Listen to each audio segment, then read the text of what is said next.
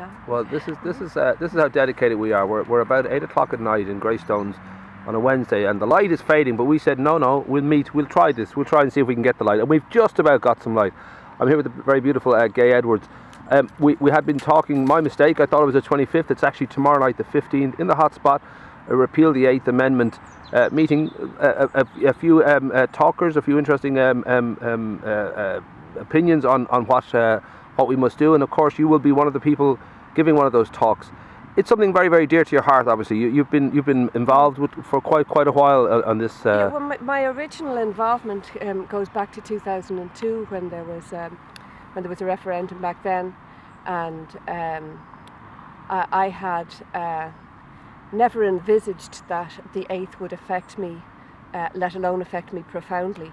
But I found myself in a position where I was diagnosed with a fatal fetal abnormality, and just when it was given to me in clinical terms, I assumed that the care would continue in the hospital where I was. But no, the doctor kindly leaned over and he said, in this jurisdiction, your only option is to continue with the pregnancy, and we'll continue to care for you, and you'll continue to have your regular appointments. And this horrified me.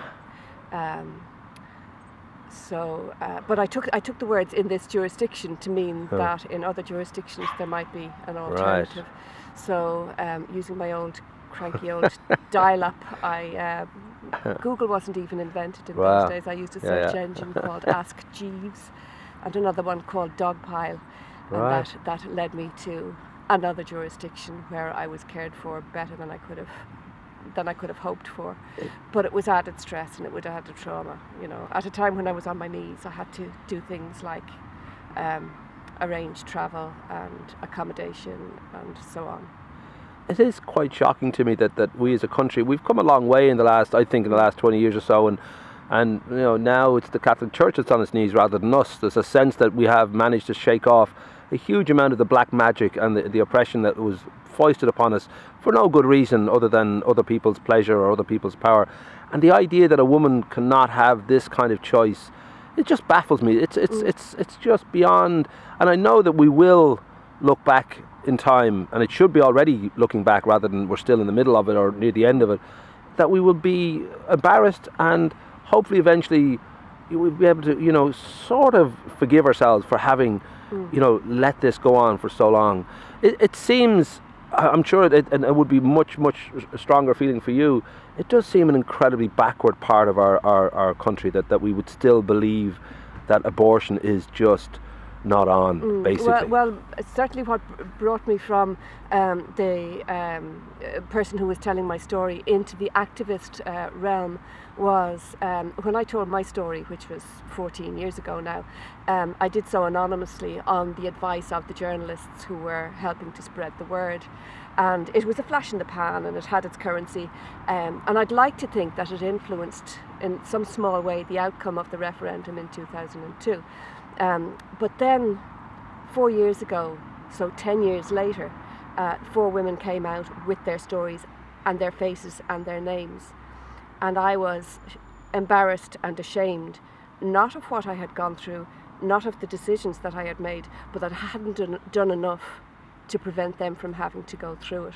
So that's why I'm very determined that this time it's not going to get past me. And I keep seeing things that spur me on, such as there's an article in today's Independent about a couple from Northern Ireland who are subject to similar rules to ourselves, and it was a woman whose father spoke out about having had to arrange picnic basket and freezer packs to take the body of her baby home after this procedure, so that an autopsy could be, a post-mortem could be conducted by a pathologist in Northern Ireland, quite legitimately. But if she had been in her local hospital, somebody would have taken her baby with her down to the mortuary, instead of her having to make this journey over land and sea. Oh, the shame and all that. Yes. It's one of the few things I think that not even Father Ted could make funny, because it's just a nonsense. It's just beyond any kind of casual acceptance of differences or religion or tradition. This is just a nonsense, and it's a shame on us that it's still here. And I would hope, for example, with repealing the 8th, it would just be another step in dragging Ireland, and especially the Catholic Church, kicking and screaming into somewhere around the mid-20th century. We'll settle for that. If they can even make it to the mid-20th century, it would be a progress. In defence of Catholics, I had a workshop with Catholics for Choice. There is such an organisation. I had a workshop with them only last Saturday.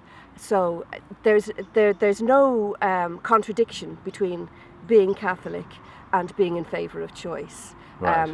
There's just a small but very, very powerful group within the Catholic Church who oppose women moving forward at all. They're the same ones who opposed same-sex marriage, and before that who opposed contraception, divorce, all these other human rights. And to me, it's a human rights issue. Right. This is not political, and it's a human rights issue to do with sexual and reproductive rights. Big time. Is it? There's no tribal, no politics really being needed to be brought into this. This is a no, pure. I've spoken human, to people. yeah. I mean, like you know me going back years. Political activism is not where I'm at, and in fact, I've never been a member of any political party. But I've spoken to people in all the political parties and various independents as well. Well, we will encourage people to go down tomorrow night, the 15th of September, at the hotspot from 8 p.m. And also we will provide the links here to find further about the petition, but also to explore further this particular subject. You yourself, you're involved in the group again. What's the name of the group that you're involved in? TFMR Ireland. Right. TFMR stands for Terminations for Medical Reasons. Well, we'll include the link for that. But well done. I know that you're on one level you feel, well, you could have done more, but it's great. Every step is an important step, and I would think that, even as we go through what we're going through now, just being able to, I think a new generation growing up will feel very much that it's an amazing thing that it still exists in any way, shape or form, this kind of oppression. And here's hoping that within a very short distance of time we will be able to see this as history. Well, you and I both have daughters, so yeah, we're doing it for them. Big time. Beautiful.